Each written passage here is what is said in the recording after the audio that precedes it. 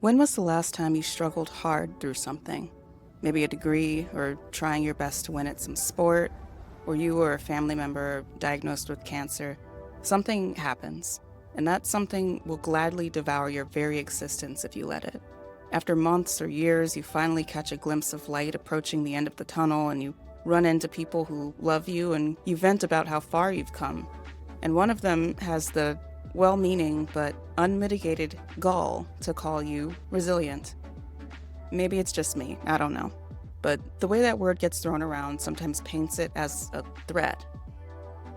Back when I worked an office job, I was most likely to be called resilient right after visiting HR to complain about my daily occurrence of casual racism. Some white lady emailed my boss to complain that I didn't smile enough, or I used too many emojis, or my work was unprofessional. Well, good for me for being so resilient. It's the corporate pizza party of words. The consolation prize for being so obedient and long-suffering. Here's another fun term for you. Autistic burnout. Regular burnout is what happens when your job keeps piling on the responsibilities without really sweetening the deal for you at all. If you're American, you've probably felt this at least once by the time you're 25. More work means more stress, compounding over time into this deep, deep emptiness, this sort of malaise. But autistic burnout is a little different. Where neurotypical people hit a wall after doing consistently meaningless work for a nebulous cause they don't care about, neurodivergents get to experience that feeling, but for our entire existence.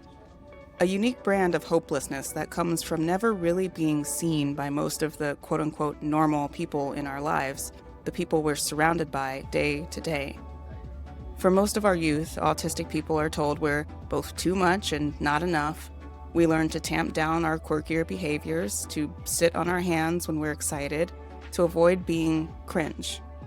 It's called masking, and I don't know who needs to hear this, but making a habit of pretending to be someone you're not just to feel safe in the world isn't a healthy way to live. Some would call it self-abandonment. And when you spend all day burying your identity to make everyone around you feel more comfortable, you're eventually going to experience autistic burnout. My bout of autistic burnout set in on the 4th of June, 2019, going strong until 2025. A solid 6 years of being too exhausted to do anything. I got a therapist and spent our first year complaining about how exhausting my partner was, my roommate, my coworkers, how I couldn't journal like I used to, how I was probably depressed, how my mom liked to throw hands, and so maybe this was all her fault. Back then, I didn't have the words to describe what I was going through. The communications department I was in was planning a big, important social media campaign, and I was the girl who made the content. A throng of Ivy League educated people who've never posted anything but food and cat pics huddled around me in a conference room on the 16th floor of a San Francisco high-rise, waiting for me to pluck another fantastic idea out of my ass, but there would be no more great ideas. I was fresh out. A week after I ran out of fucks to give, I boarded a flight to New York. My boss thought I just needed a break and would be back firing on all cylinders in no time. When I say that company left me a complete and utter mess, I mean they held my severance package hostage under a non-disparagement agreement to make sure I can't properly tell you what a mess they left me. Since that day, I had no desire to learn anything about my coworkers' lives, then my partners, then my roommates. Everyone seemed to be demanding something from me, and I couldn't take it anymore. Journaling in my traveler's notebooks after a trip stopped feeling fulfilling. Instead of drawing or crafting, I just watched YouTube. My life ground slowly, laboriously, like a cargo train, to a complete stop. Regular burnout robs you of your career. Autistic burnout robs you of the desire to connect at all. It makes you hypersensitive, drained, agitated, and if you can't get unstuck, it persists. I quit that job in 2023, jumping ship to my next gig with newfound hope and eyes wide open. It felt the same. Worse, even. I barely lasted 15 months before I crashed and burned, quitting my hotel marketing job to do, well, nothing, pretty much. I quit with no savings and no prospects, but I did have community, and friends and family who loved me. I had to swallow my pride and ask for help more than once, but I paid the rent making content for small business owners and therapists. I've been freelancing for 10 months now. I don't try more than I need to. I conserve my energy for work that matters most to me and give everyone else just enough to meet the criteria.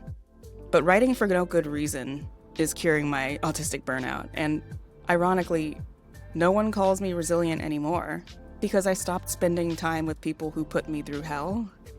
I think having a deep urge to be useful is an autism thing. To have a purpose, to demonstrate one's value so someone will want us around. I still do this sometimes. I say yes to things I don't have time for, make lofty promises, get overwhelmed and underdeliver. The urge to perform ebbs and flows, and every 6 months or so my therapist points out that I've committed my time to propelling forward someone else's dreams again. Now, resilience means protecting my time. It means making sure the first thing I do each day is for myself, usually journaling or writing my book. Autistic burnout for me meant discarding pretty much everything I loved for 6 years. I don't think I'll ever fully heal from my experience working in corporate, and that's okay. Life isn't about healing or even feeling good.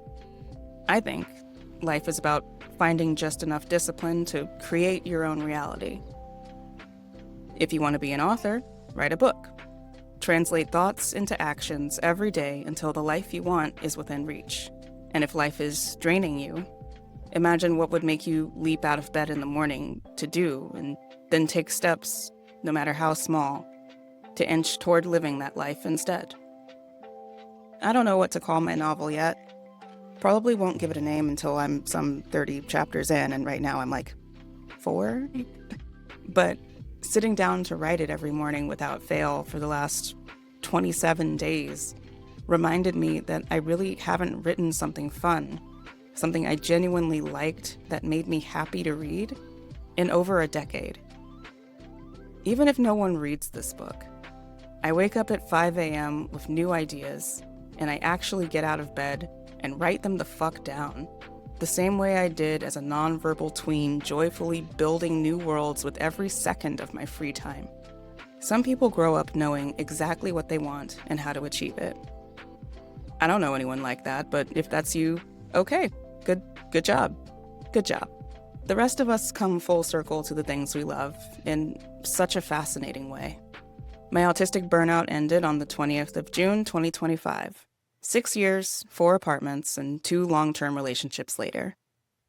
If you're currently going through it and you feel like your life is dictated on the whims of someone else, I really want you to know that only a rare few people live a linear life. You have everything you need to get to a happier place. Trust the process. In the words of Picasso, inspiration exists, but it has to find you working.